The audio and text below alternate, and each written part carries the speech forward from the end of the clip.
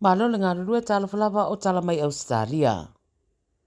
Wa lango le malo suinga i so tangata o le tangata whai ngā luenga ma pule o ngā luenga i tua mai o i tū la whai ngā luenga. O le whai ngā malo Albanese, wha mautu waile lango mo suinga e peo na ta ua, ma na umia iuna sila le pule o le ngā luenga, po o aitu ai ngā whaso ta inga o tala whea ngā i tū ato temi whai ngā luenga. Sa tasi le nei o tau mo whainga fōu o le whainga malo o iei nei, ia mauti noa lo o solonga le lei, le pito la awa tangata whainga ruenga, ma ia utangia fo i e pule o ngā ruenga le vaenga e te tau o na mutai, ti ute ma matafa i faa tangata whainga ruenga, e meise i te tonu o i tū la whainga ruenga. E le tau matare a tere ni pasuia inga i whainga malanga i le soi Western Australia, o na lo whatawa ina mai le solo te te e le whaitau se lau o pailate le Qantas. Wai mai di pote o ngā rurua nei le Qantas Group, i le whaiti o suinga i whainga malanga na waalele, o na o le mafua anga e peo na tā ua.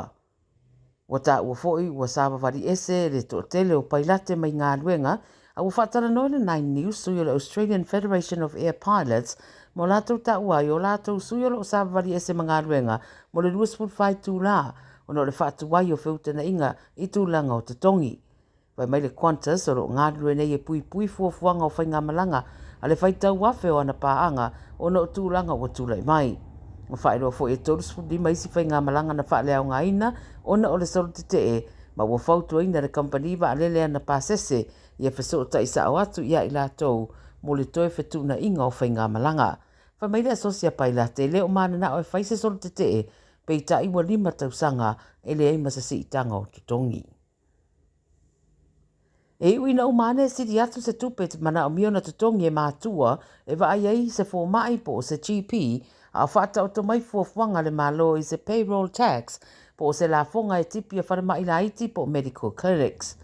O le whai unga wa whai e suinga i tu la fono tutongi rua awhi marifitu le Payroll Tax Act 2007 tu ina mai lea i le tausanga tarua i le whainga malo a mins ma o le winga o le tūlanga o ofisa whaafo mai la iti ia e whaafai ngā rue ngai GPs tu to tasi e te tauno la to tongina se la fonga pea ma le whaatesi ma le valu 5% o te tongi o peimeni o lo whai atu i fō mai i le atamai ofisa whaafo mai.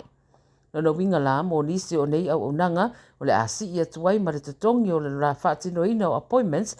i se fō mai ma o se tau e sidia ma le se lau i so se teimi e aluai se ngase ewa ai se fō mai. E to ona tala vau na whawawe atu li wharamai na o lātou tau mo whaina unknown substance e pēno tā ue ripoti po se mea le o mai loa i le te minei i se aonga i North Queensland. Whaamaria mai e le tāwara le wharamai i lea whai tū ngā lua paramedics i le sea kina o le to tele o ngase i le mai a o le wha le tonu lea na tūra i mai le whai tū a Townsville po le te o le se furu le tēa o na nafi. Na tonga whitia tala wau na awhia le William Ross State High ma aveilo i le wharamai i Townsville. O lo whaatino so esu e ngā leo pe ua yeise sori ngā tū la whono ua tūra i mai i le nei mata upu. Whaamaunia mai ese so upo lea onga na tāpuria whaitoto o lea onga o whaatino le su esu e ngā leo. Ma le tala muri, wa maua le tino mariwa sa tama e ta i se whale i Tweed Heads ma ua mori ai se ali i le nei whaalawe.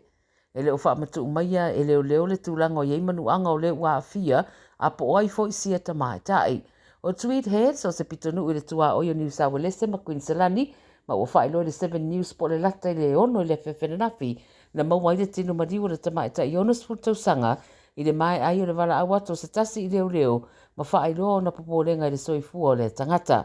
O le li ua moria i 2.5 tausanga le matua whai mai na su eina leo ma moria i le whasioti tangata ma o le soetura i le whamasnonga whaaloto i whale i Tweed Heads. O lo wha ngā solo i le su enga o le nei mata upo.